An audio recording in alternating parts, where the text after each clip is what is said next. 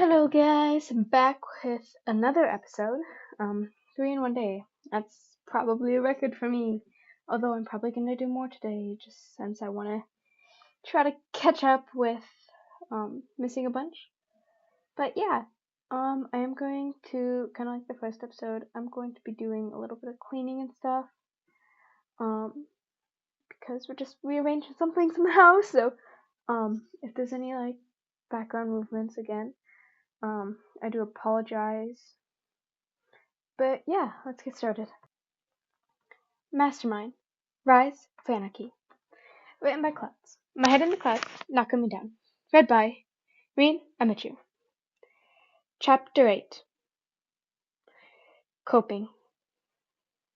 Summary. How do you cope with losing people closest to you?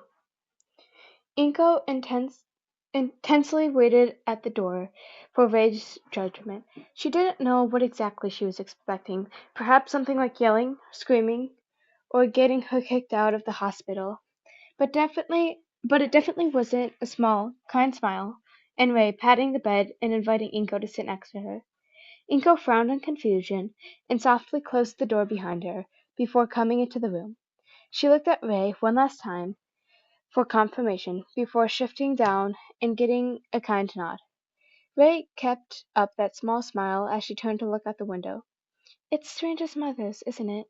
We're always blaming ourselves for things that aren't our fault. It's nice to finally meet you, Inko Midoriya. You're the woman that raised Mastermind. Inko winced at her guilt, almost enough force to make herself jump up and run away, but she forced herself to stay. Even though it was deeply uncomfortable, it still needed to be done, and running away now was not going to do anything but give one more example of how bad of a mother and a coward she is. I need to apologize for Izuku. Inko's voice broke. She did it. She knew she probably would be crying if she hadn't cried herself dry for the past over weeks.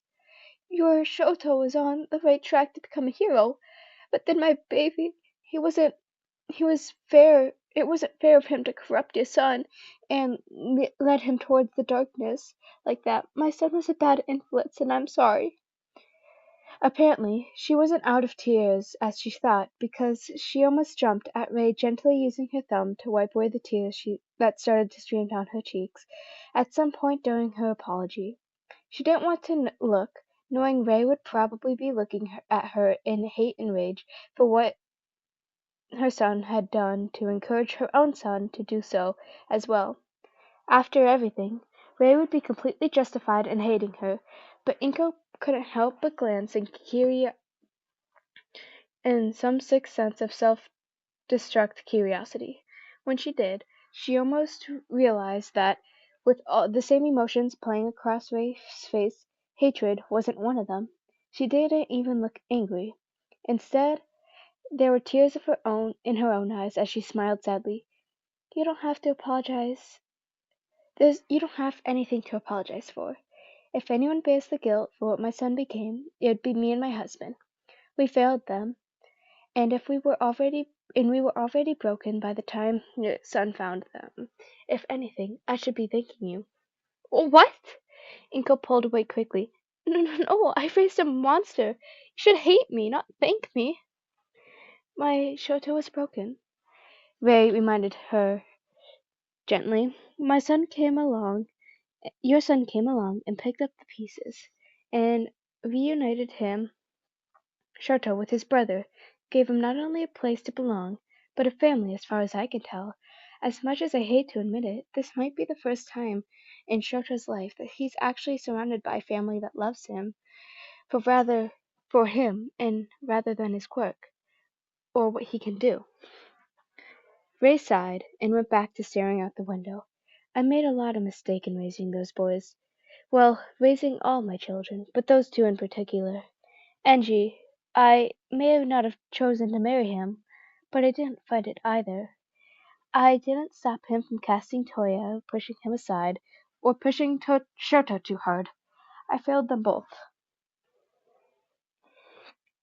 Oh, Inko didn't quite know what to say.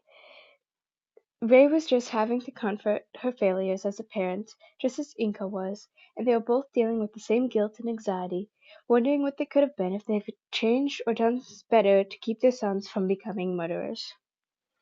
Ray took a deep breath and set her shoulders in determination.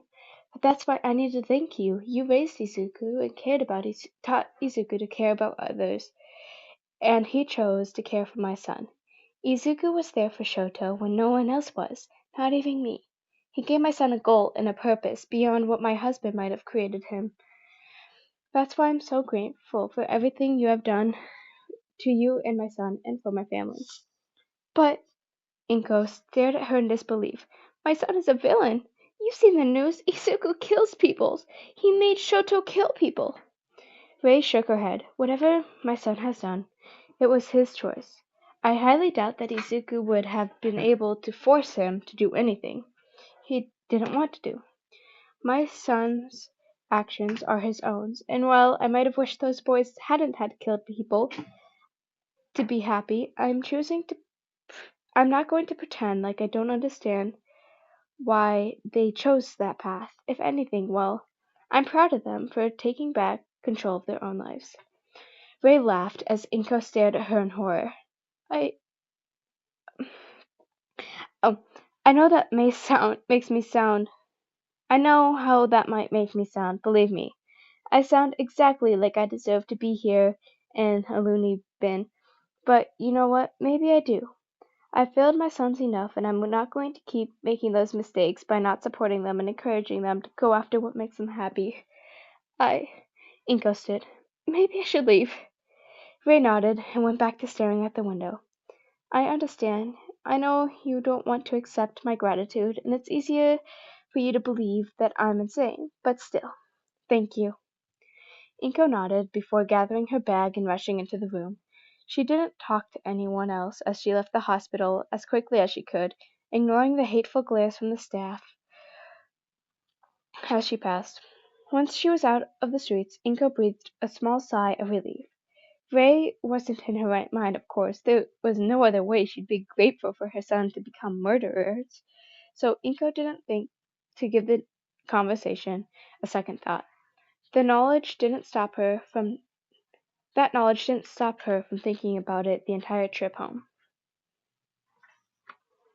Katsuki threw his blanket on the floor in frustration. He couldn't sleep and everything sucked. Normally when he was angry or something was, well, not bothering him, Katsuki didn't get bothered by some stupid extra, but still, when things got to be too much, he usually just sparred with Shitty Hair until he felt in control again. But that wasn't an option anymore. Kirishima wasn't speaking to him. Neither were the other extras he usually hung around him, like some annoying swarm of gnats or something. Katsuki didn't miss them. He didn't, but it was sure a hell lot quieter without them. He couldn't ask anyone else in the class to spar with him, either, because they all hated him too. At least they had started hating him before the whole deku thing. And that was the problem, wasn't it? Deku? What Katsuki really wanted was to take all of his stupid restlessness on that idiot that caused it. But Deku had gotten himself locked up in Tartarus, and Katsuki couldn't beat him up like he deserved. He needed to beat something up. Badly. He could have just gone to the gym and destroyed a punching bag or two, but he'd tried that every night this week and still hadn't calmed him down enough to be able to sleep. If only he paid more attention to what Deku was becoming, maybe Katsuki would have missed the chance to take him down and prove that he was better than that stupid nerd. Maybe he would have beaten the crap out of him and those stupid extras that followed in his footsteps. Katsuki froze. That was an idea. He might not be able to take his rage out on Deku, that deserved it, but there were plenty of idiots on the street that were inspired by the nerd. Not now that he didn't need a license to use his quirk, there was nothing stopping him from beating them to a pulp. It might not be what he needed, but it was the next best thing. He grinned savagely as he grabbed his shoes and put on a plain black hoodie and got dressed before heading out the door. Sure, it was a little more complicated with the dorm system, and it definitely would have been easier on the weekends once he visited the old hag. But Nezu and Aizawa were way too busy redesigning the hero course to worry about what one student was doing in the middle of the night, especially when that student was the black sheep of the class. It didn't take Katsuki long to get outside the gates, considering that the security was meant to keep people out and not preventing students from escaping. He popped a few explosions before heading off into the darkness. It was time for some small fry to feel the wrath of King Explosion Murder. Vigilante Bakugo? Question mark? That sounds dangerous, actually. So yeah. Sorry if there was kind of choppy. I am still trying to do some housework, but then again, still catch up, and stuff. So, yeah. I don't know, maybe I can get chapter 9 and 10 in here too. My goal is probably gonna be 10, but hey, if I don't, at least I got 3 chapters out, you know? But yeah, I'll see you guys in chapter 9.